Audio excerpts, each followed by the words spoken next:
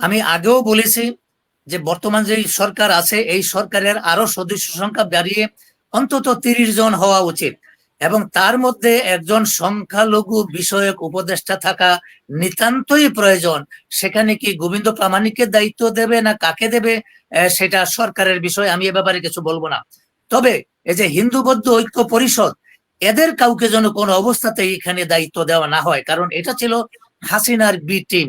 বাংলাদেশে হাসিনার সাথে তারা এই লুকোচুরি খেলা খেলেছে। ওকে, ইসলাম সাহেব, একটা কথা আমি আপনাকে জিজ্ঞাসা করতে চাই। আমি মিস্টার প্রামাণিককে ডেকে এনেও আমি কথাটা বলবো।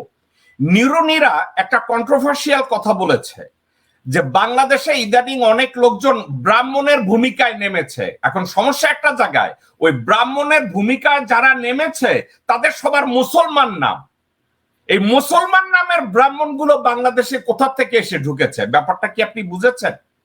দেখুন, হিন্দুদের মধ্যে তো দুইটা আপার কাস্ট, একটা নিম্ন কাস্ট, ব্রাহ্মণ এবং কি বলে শিডিউল কাস্ট, নমশূদ্র।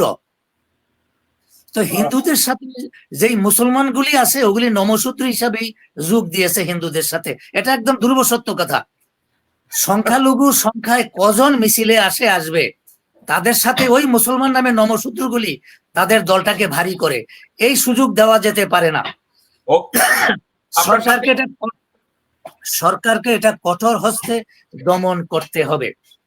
আর বাংলাদেশে এখন কোনো রাজনৈতিক আন্দোলন, মিটিং, মিছিল, দাবি দেওয়া এগুলি টোটালি সরকারকে ঘোষণা দিয়ে নিষিদ্ধ করে দিতে হবে। আমরা যেই জন্য তাদেরকে দায়িত্ব দিয়েছি তারা সেই দায়িত্ব পালন করবে। হাসিনার দোসরদেরকে খুঁজে বের করবে, তারা কোথায় টাকা চুরি করে রেখেছে সে টাকা বের করে আনবে। আর সবচেয়ে বড় কথা হচ্ছে এই যে 300 জন এমপি, তারা এক একজনে হাজার হাজার কোটি টাকার সম্পদ রেখে এখন পালিয়ে আছে। তাদেরকে বিচারের আওতায় আনতে হবে এবং তাদের সেই সম্পদগুলি, এই যে কোঠা আন্দোলনে যে 1000 কতজন লোক মারা গেছে, এগুলি তাদেরকে তাদের মধ্যে বন্টন করে দিতে হবে। ওকে, আপনি ক্লিয়ার করুন। ডক্টর ইনুস যেন কোন লোকের সাথে কোনো দেন দরবার না করে ডক্টর ইনুস ধরাছোঁয়ার বাইরে থাকতে হবে। হ্যাঁ, তার যে উপদেষ্টা মন্ডলী আছে, যাকে যে দায়িত্ব দেওয়া হয়েছে, সেই সেক্টর যদি ফেলিউর হয় তাকে ডেকে বলবে যে ইউ খোদা হাফেজ, আরেকজনকে সেখানে বসাবে। তবে আমি আবারও জোর দিচ্ছি, বাংলাদেশে এই উপদেষ্টা মন্ডলীর মধ্যে একজন সংখ্যালঘু বিষয়ক উপদেষ্টা থাকা নিতান্তই প্রয়োজন।